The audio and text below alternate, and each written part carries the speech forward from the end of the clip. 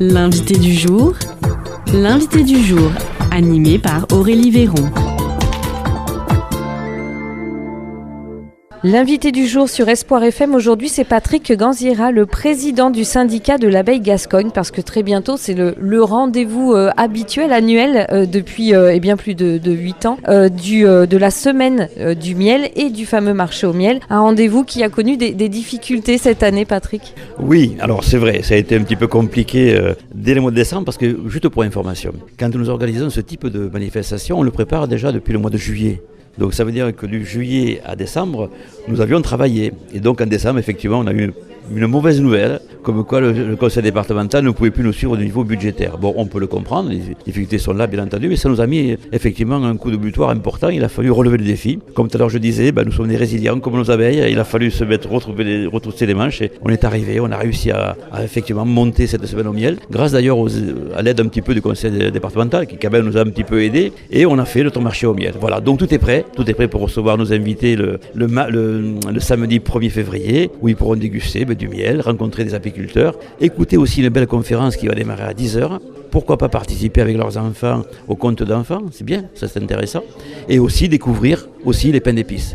Et ça c'est un moment fort pour nous, parce que le pain d'épices c'est quand même la base de notre métier, où les gens pourront déguster, voir, participer au concours, pourquoi pas en tant que juré, tout est possible. On va redonner un peu plus de détails sur cet événement. Donc ce marché au miel, ce 1er février, la grande nouveauté donc, de cette édition 2025, c'est le lieu en fait. Donc oui. C'est un nouveau lieu. Alors effectivement, pour X raisons techniques, on a été obligé de se déplacer. On a choisi Agen Agora, qui est le parc d'exposition d'Agen. Pourquoi ? D'abord parce qu'il est centré à Agen, en centre-ville, c'est intéressant. Les gens peuvent venir. Un grand parking en toute sécurité, et puis surtout l'espace, enfin l'espace. On va pouvoir mettre un peu plus de miel, un peu plus d'attractions, un peu plus d'exposants. Nous aurons par exemple des boulangers, le syndicat de la boulangerie sera présent. Nous aurons des pépiniéristes, nous aurons des producteurs de matériel apicole, bien entendu, et autres exposants que vous venez voir un petit peu, et puis la restauration sur place. Voilà, avec des gens particulièrement talentueux.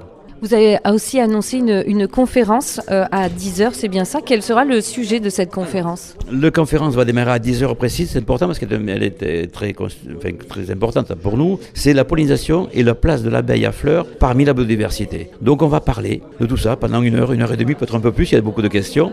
On va pouvoir donner le vrai sens de ce qu'est une abeille que vous connaissez, l'abeille pour faire le miel, bien entendu, au travers de la biodiversité et la sauvegarde de la biodiversité. Et ça sera fait par un éminent spécialiste qui est Patrick Golfier, qui est professeur au lycée agricole de l'Irak, qui est un vrai spécialiste de la biodiversité, parce qu'il est reconnu au niveau régional comme le spécialiste de la biodiversité et des abeilles et de la biologie de l'abeille. Voilà.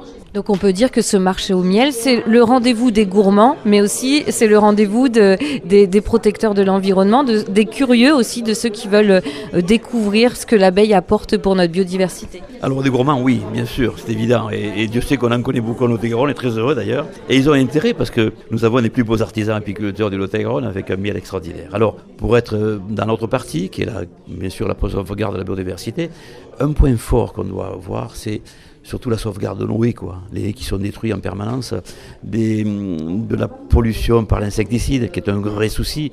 Mais je sais que nos amis agriculteurs font des efforts pour s'améliorer, on est très contents d'ailleurs. Donc ce sujet-là sera un sujet important, où les gens vont pouvoir échanger, apprendre plein de choses sur qu'est-ce que c'est que la biodiversité par rapport à l'abeille. L'abeille, qu'est-ce qu'elle apporte en biodiversité ? Quel est l'intérêt justement de parler de généralité de biodiversité et non pas uniquement que d'un sujet qui peut faire plaisir aux uns et aux autres, mais c'est un véritable ensemble que l'on va découvrir au cours de la conférence. Et puis, cette semaine du miel, ce marché du miel, c'est aussi de nombreux partenaires. Notamment, c'est l'occasion aussi de mettre en avant le partenariat avec les randonneurs de Lot-et-Garonne qui, tout au long de l'année, font un partenariat avec vous. Vous nous expliquerez pourquoi. Et à ce marché du miel, ils sont aussi présents. Alors, historique, puisque ce sont des partenaires historiques, ils ont été là dès le premier jour. De suite, ils ont vu, je dirais, l'intérêt qu'on travaille ensemble, en fait, pas uniquement que pour l'intérêt personnel, mais surtout l'intérêt général. Et c'est vrai que les randonneurs sont pour nous des partenaires, entre autres, très précieux, très importants pour nous, qui chaque année découvrent bien sûr nos mieleries, qui chaque année font découvrir à leurs propres adhérents ce que c'est que l'apiculture, ce que c'est aussi le combat du frelon asiatique. Ce sont des vigilants, ce sont des yeux pour nous, qui nous permettent des fois de savoir où il y a un tel nid, ou tel produit de telle prédation qu'on peut voir, qu'on n'aurait pas pu voir nous directement. Ce sont vraiment des alliés, quoi. Plus que des partenaires, je dirais que c'est vraiment des alliés. Il y a d'autres partenaires bien entendu et que l'on pourra retrouver lors de cette semaine du miel aussi qui commence le 25 janvier. Qu'est-ce que c'est? On a parlé du marché au miel, il y a la semaine du miel, quelle est la différence? Alors la différence en fait c'est un ensemble, c'est surtout l'apiculture, dans ces grands états bien entendu. Alors pourquoi la semaine du miel? Parce que si on n'avait fait que le marché, c'est bien. Mais je pense qu'une semaine permet à un plus grand nombre de pouvoir voir l'étendue de l'intérêt de l'apiculture. C'est-à-dire les enfants. Les enfants, c'est quand même notre avenir, on est bien d'accord, qui sont curieux, vraiment curieux, qui ont envie de voir un petit peu ce qu'est l'abeille, comment elle vit, où est-ce qu'elle vit. D'ailleurs, aux enseignants qui sont autour des enfants, ça leur permet d'avoir vraiment un travail pédagogique dans ce genre de domaine. Et en plus, on leur a donné l'idée de faire, par exemple, comme l'année dernière, la ruche décorée, qui a été un véritable succès, où les enfants se sont libérés totalement, c'était merveilleux. Et donc cette année, on a eu l'idée de faire ce qu'on appelle des fresques apicoles, qui d'ailleurs seront sous forme de cellules hexagonales, puisque l'abeille est comme ça, bien entendu. Donc, et là, pareil, ils vont un petit peu lâcher l'imagination, créer autour de l'abeille, pas que, la biodiversité, les fleurs, ainsi de suite.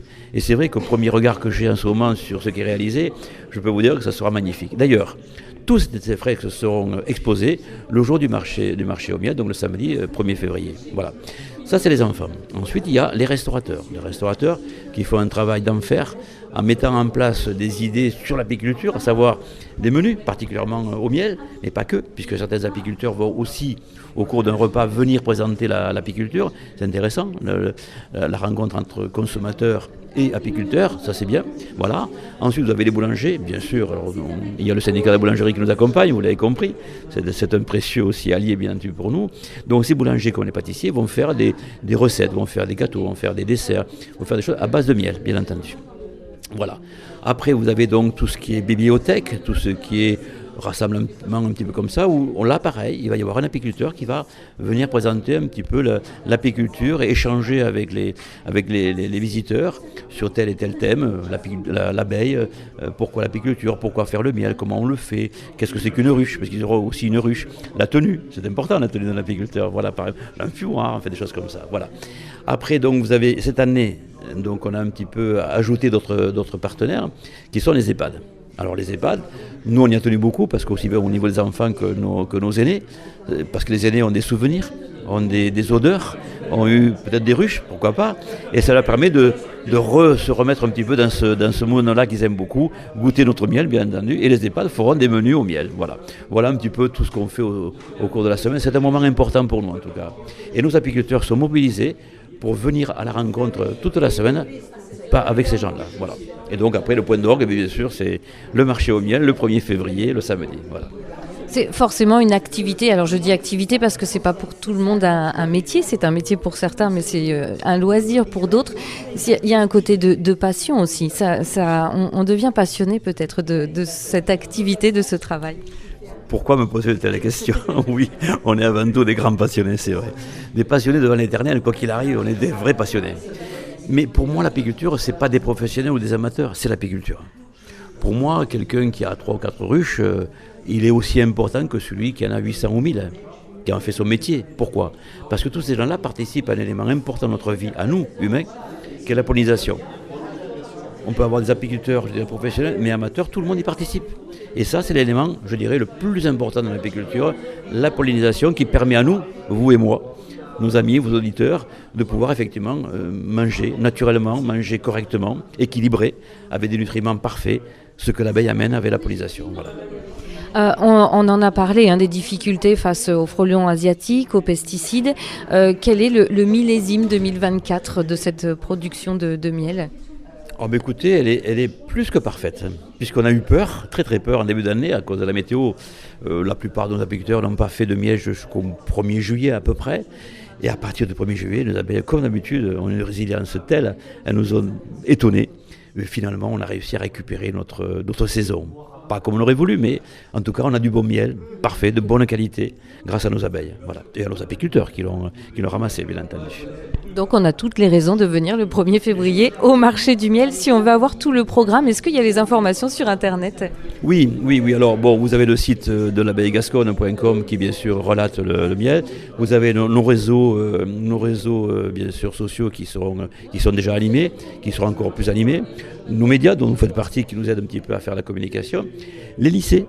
Notamment, vous avez une cellule au lycée de Baudre qui travaille avec nous sur la communication de la semaine du miel et du marché. Donc on en est très heureux aussi. Donc voilà, bref, plein de personnes qui nous aident à passer le cap qu'on a vécu un petit peu en décembre.